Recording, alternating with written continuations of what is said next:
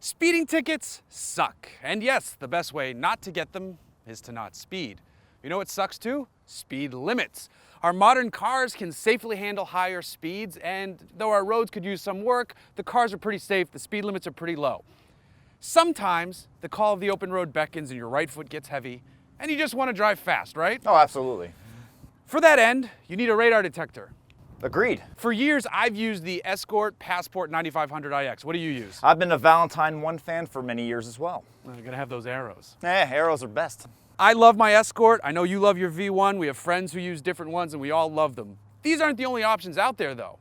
Thanks to the good folks at K40 Electronics, we're gonna explore two other options. This is their portable RLS2. And the reason Jason's car is here is because he's had a permanently installed system in his car.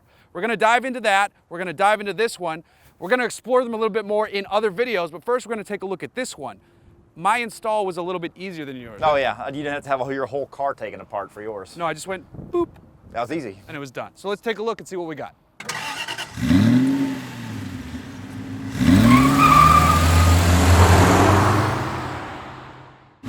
All right, so this is the radar detector I've been using for the last few years. I bought this Escort 9500iX when I took a cross-country trip in a 1972 240Z. I was gonna be hitting crazy speeds in that car, but still, I wanted the extra protection. This is my first radar detector. For most of the time, it's been my only radar detector, and I love it. The build quality is nice, it works really well. The screen, even though it's, that dot matrix LED, it's fine, it's visible. This thing works great. It saved my butt a few times.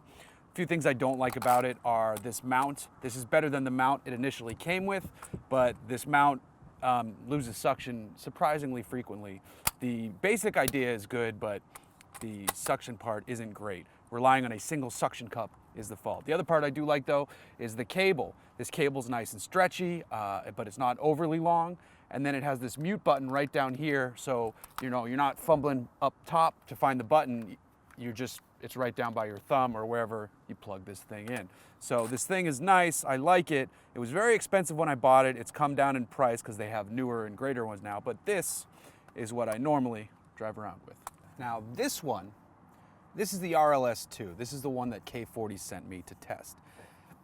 And so far it's been great, I like that they supply two cords. There's one long straight cord and then there's one short coiled cord, and I've had to use both depending on the vehicles because I'm in and out of different vehicles. Sometimes the placement for where the plug goes in, it can be farther away or it can be really close, and then this long cord would be ridiculous. So some quick pros about this unit just right off the bat.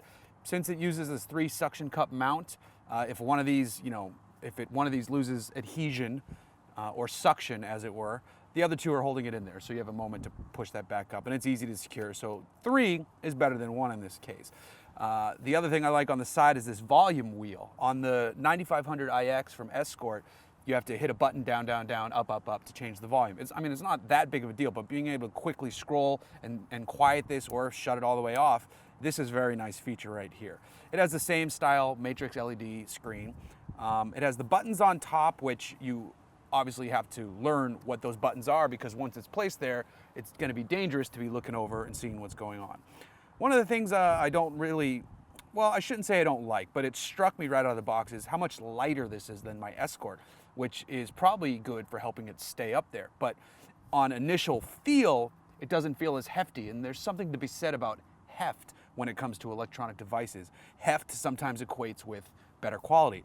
I'm not saying the quality's bad. The build quality feels fine. It's just less substantial. And in the long run, that's probably a good thing here. Just on initial impact though, you notice it. So when you turn on the RLS2, it goes through its little sequence here. K40 scan active. So it's just turning itself on. Those are all the different alerts. You can run this in a few different modes. There's a city mode that kind of tames it down. There's a highway mode that opens it up. I keep this thing in what is called filter mode. This is the 3rd of the 3 modes. It's an important mode because when you're out on the highway these days, all these cars have all these technologies that are beaming signals out there for radar cruise control and lane keep assist. There's tons of signals being sent. They can send radar detectors into fits, tons of false alerts. The idea behind the filter mode here is to filter a lot of that out. And running around the highway with this thing, it's doing just that, and it's great. You can quiet this down, you can dim the display. It has all the features you'd expect from some of the more expensive units. Now, when I say cost, this is about $400, $399 retail. When my Escort 9500 IX first came out, it was probably around $600. That has since dropped to $350, but all of the newer Escort units are $600 to $650 for the top shelf ones. You're saving a couple $100 and you're getting technology that can do what those big boys can do. You just don't have the fancy display. So far this unit's been pretty good. I'm using it in place of my Escort on a daily basis, even when I'm driving vehicles like this. You know, I'm not speeding in this truck here, but every now and then you are going a few miles over the speed limit, and it's just nice peace of mind to know where the cops are hiding. Now, one of the big things that K40 promises is their speeding ticket guarantee. For the first year of ownership after you register your detector, if you get a speeding ticket, K40 will pay it. And that's pretty cool. I haven't gotten a speeding ticket because the radar detector is working as planned, but if I do, it's cool to know they've got my back. Now, with this portable unit, it's been great. I kind of wish I could test what Jason's got going on with his Focus. For that, you're gonna have to wait for another video where we're gonna show you the install and exactly what he's got going on, because it's awesome.